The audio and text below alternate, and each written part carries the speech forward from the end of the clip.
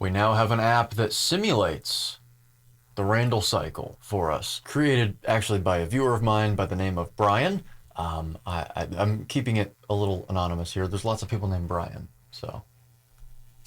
But I thought that this was actually something I wanted to present this to you actually, because this is some very interesting insight. I'm not going to say that it's 100,000% perfect, but it gets the point across, and it's pretty damn close. We're actually going to go ahead and see. We're going to demonstrate how close this is. But let's take a look at this real quick. So what we've got here is we've got glucose input rate and long chain fatty acid input rate. So we basically got the two pathways. So if you remember, if you've watched any of my previous public material before, you may have seen some graphics that demonstrate the Randle cycle, this cross inhibition between fats and carbohydrates that happens, which is why you shouldn't be eating a mixed meal of fats and carbohydrates to any significant amount. I mean, if you're going to have 20 grams of carbohydrates, it's really not going to have too many implications. But if you start going up to about 75, 100, I mean, even 50, depending on who you are, actually, then it becomes more and more of something to be wary of, I suppose. So anyway, you may have seen me put these graphics up before and present them before. Or if you are fortunate enough to have already become, a certified nutrition and or fitness coach through our carnivore certification program, that's your sign, if you haven't, to go ahead in the description below and sign up to be a member of that, so that you can actually have international accreditation to be able to talk one-on-one with medical professionals of your clientele, and also acquire insurance and all that really good stuff, because it is the real deal. National Academy of Sports Medicine and Athletics and Fitness Association of America. We are certified through those institutions. But I have a whole module dedicated to the Randle cycle on that. And if you've also bought my book, you've also seen these graphics before. Let's go ahead and take a look at these graphics just really quickly. Let's go ahead and sort of demonstrate what I'm talking about. They look like that. So you can see them there. You've got the glycolysis pathway, and you've also got on the other side the beta oxidation pathway. And on the bottom you have the same thing, but there's different inhibitory mechanisms on the bottom. So basically what it shows is that those two pathways will inhibit each other, just to put it lightly. But this application does the exact same thing. So what you can do is you can basically move the glucose input rate up here. So if it's at 25% and your long chain fatty acid content is 75% or something, you can see how things will move along. So what you've got is you've got glucose coming in here, assuming that you've got GLUT4 translocated to the plasma membrane, so you've got higher insulin, of course. And then you've got glucose coming in here as well, turning into, glucose 6-phosphate, fructose 6-phosphate, fructose 1,6-bisphosphate, then GA3P, DHAP, and going all the way down the route into pyruvate, which will then enter the mitochondria to be used to create acetyl-CoA, which will then move up to citrate eventually, whenever you get a buildup of acetyl-CoA, stimulated by it, which also, really this buildup of acetyl-CoA will happen whenever you have a buildup of ATP in the mitochondria, which will inhibit the Krebs cycle. And so then a lot of it will turn into citrate and then migrate into the cytosol. And citrate will actually inhibit GLUT4. It will inhibit things. Actually, on here, it doesn't show as much as the other graphics, but a lot of the citrate will actually be used to convert into malonyl-CoA, the building block of fatty acids, and will block CPT1. And so you can see that these pathways will basically determine which one is going to be utilized more. So is there going to be a lot of glucose building up in the blood, or is there going to be a lot of fat building up in the cytoplasm? So the reason that I say this isn't perfect, of course, is because you've got a lot of fat out here, but most of the fat will usually, if it's not being used immediately, it'll pool in the cell, so the actual cytoplasm itself, or the cytosol. So it's not the most perfect thing, and I think that Brian is aware of that. It's sort of he's a curious thinker and wants to know more about this. And so we can also change the speed of this all the way up. So it'll go all the way back and forth, back and forth, back and forth. So it's sort of not a tug of war, but they both funnel in back and forth until the concentration of ATP decreases and the concentration of glucose and fatty acids can come back down. Insulin and glucagon play a big role in this. So a lot of times insulin will actually favor will favor blood glucose deposition as opposed to fatty acid oxidation if the IgG ratio is very high, which can actually happen and does happen in a standard American diet fed state, which in that case would mean that you're actually going to get a lot of fat. Mostly it's going to be glucose being ushered, pyruvate specifically being ushered in the mitochondria to create ATP, and then fats will pool in the cell and actually be used to create triglycerides to be stored. But so there's some nuance that this doesn't cover, but I thought it was something cool to sort of experiment with. This is actually available on the App Store. It's just called Randle simulation. You can actually see it if I here. I'll actually put a screenshot right up there of the app, so you can go ahead and download it if you're curious about looking at it. But I thought it was pretty cool to explain. At the end of the day, I mean, this does just go to show that there's been theories about the Randle cycle that posit, and I think they're not like completely unsubstantiated. I think it is a theory nevertheless, though, because there hasn't been enough science to actually done in this regard. I don't think specifically, which is the idea that basically, if you have both of this cross inhibition occurring, you'll actually, as much as it's caused by a buildup of acetyl-CoA. So if we're going to look at this again, acetyl-CoA builds up and then it gets all the way into the cytosol, and you basically got this max amount. You get malonyl-CoA and citrate building up as a result of a buildup of acetyl-CoA. As much as that's the thing that causes this cross inhibition to occur, again, because once you have this buildup, you get all of these inhibitions, these lines on CPT1, on GLUT4. You don't really get it on long chain fatty acetyl-CoA, to be fair, and so I think that needs to be gone.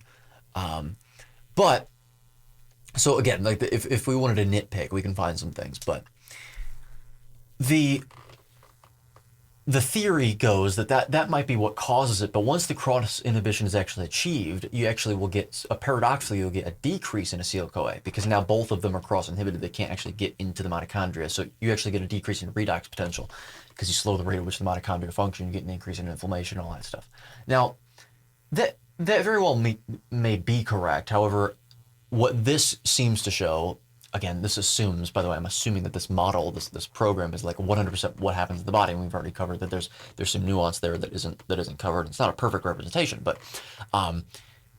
nevertheless, even if that doesn't happen, what absolutely does happen is that a lot of the fat will not be used by the cell. And so what happens to that fat? Let's say the glucose oxidation is actually being favored here because the IgG ratio is very high. Well, as a result of that, you're going to get any fat that's in the bloodstream pooling in the cell. So you get lipid droplets. And you can actually see those on electron microscopes, electron microscope imagery.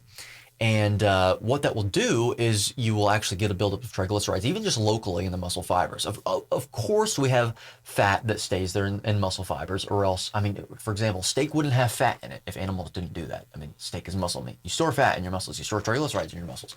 But it's that just goes to show that if you have a mix of carbohydrates and fats, even if your IgG ratio is like up to 70, like which happens in a standard American diet fed state oftentimes, what you'll see is you'll still get, as much as the glucose is favored in terms of it being cleared from the bloodstream, all that fat is actually being used to not create energy, but actually being used to be stored.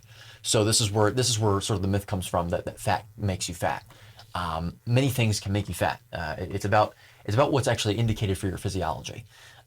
Yes, contextually, conditionally, exogenous fat can make you fat. And in fact, if you cut out all fat from your diet, chances are, by my estimation, you're probably going to lose weight. But that just goes to show that losing weight isn't the sole criterion of health, and also what is that weight made up of? That matters too. So, this just demonstrates reasons, sort of a visual way of explaining how this can happen. When you have a buildup of fat that's just in that cytosol that's not actually able to be used because glucose is, there's a sort of, again, I always want to say tug of war, but it's a seesaw sort of phenomenon until the concentrations of both substrates get low enough to where it doesn't have to worry about it anymore and it can return to its natural state, which, by the way, is the fasted state, the ketogenic state. You don't wake up in an anabolic state unless you're extremely seriously ill. Actually, you wake up in a ketogenic state. So during sleep, you're in ketosis. So I mean, we're pretty damn adept and acclimated to ketosis. Okay, even in someone that's overweight and eating a standard diet. So anyway, I just wanted to go ahead and show that. I thought it was really cool. The fact that someone made an app about this anyway, I mean, I know that we're living in an era where you can basically use AI to make apps. I don't know if that's what Brian did. I don't think so. I think that he's a curious mind, so he wanted to make this himself. And I think he has experience doing this. He's a programmer himself. So no, I highly doubt that he used AI. But the reason I bring it up is because I do know that, yes, it may very well be less impressive nowadays to make an app than it was even just 5 years ago, but it's still very cool.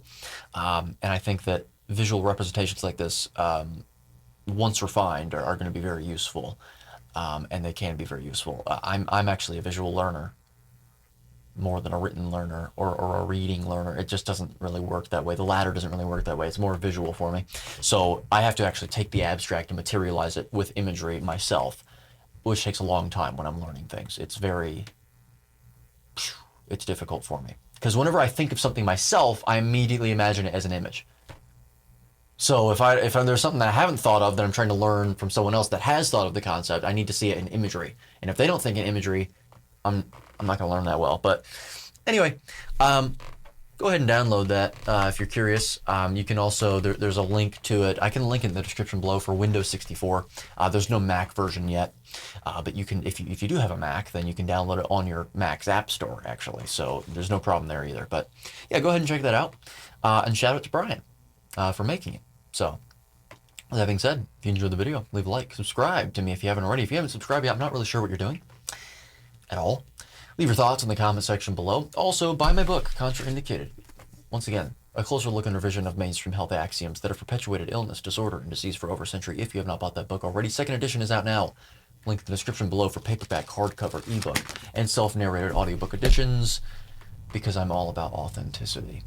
And also, subscribe to the Patreon if you haven't already. Gain access to 1 week early uploads, ad-free content, uncensored content, loads of antiquated videos from before I was ever a public figure, loads of Patreon exclusive uploads from whenever I was doing that once every other week or so, and also an exclusive Discord server for my Tier 3 members if you're interested in that sort of thing. And also, once again, there are a lot of morons online, and many of those morons call themselves coaches. And if you didn't know, the legal requirement for calling yourself, for being considered a coach legally, is calling yourself a coach. Yes, it's that easy. Which means that there's a very, very, very increasing and high demand already, but increasing demand for coaches that actually know what they're talking about to combat these fools, these charlatans online. However, what if I could actually make you a coach that way, but have it actually mean something, have something tied to that? Because as much as it is a fallacy to appeal to authority, it doesn't change the fact that most people are still going to do that and still will do that. And so if that's the case, then you might as well make authority mean something. Well, fortunately for you, I do have an ability for you to do that, which is linked in the description below. I already alluded to this, which is the Carnivore Certification Program, which allows you to get internationally accredited through major institutions to be considered, well, an actual accredited coach, which allows you to, again, contact and communicate with medical professionals of your clientele themselves, which can be very useful in actually assisting in their health journey. In terms of what this actual program is and what it entails, I've contributed multiple modules to this program. It's headed by Carnivore Coach Peter, someone who's coached clients for over 20 years actually, but he decided to put that on pause for a minute, put that on hold, and start coaching coaches because we really need more coaches in the space.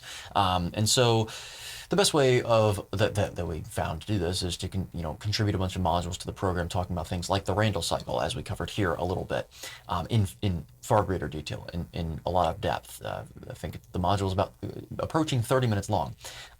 We've got cholesterol, saturated fat, and heart disease as well. We've got ketones, uncoupled versus coupled mitochondria, gluconeogenesis, and we've also got vitamin C. And now I've also contributed 2 more modules to the program talking about exogenous carbohydrates, influences over high intensity exercise, high intensity training. And then we've also got a module now for myself that talks about whether it's ever appropriate to reintroduce carbohydrates back into your diet, what to expect if you do, and again, most importantly, whether you should, what are the indications for it, given the fact that it absolutely should be treated as a pharmaceutical drug.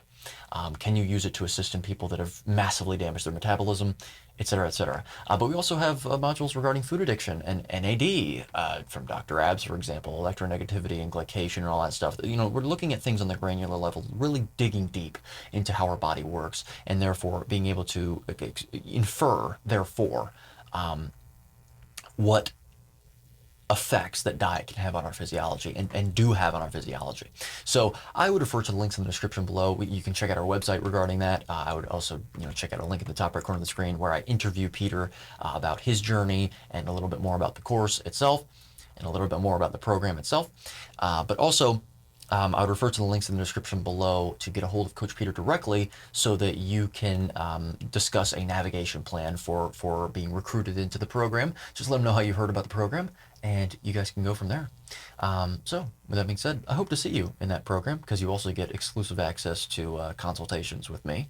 That's the only way to consult with me at the moment, unless you're a member of my my course building program, my biochemistry course building program, in which case, you're already getting once a week some one-on-one time with me. But if you're someone right now that is not in that early access program, then Coach Peter's program is the way to do it. So, with that being said, join me next time when we are looking at some cool little programming, biochemistry mechanisms through the programming lens, or we're dealing with morons online. Because, I mean, I don't think that there's I don't think there's a shortage of them. In fact, I know there's not a shortage of them. It's astonishing. But anyway, till then.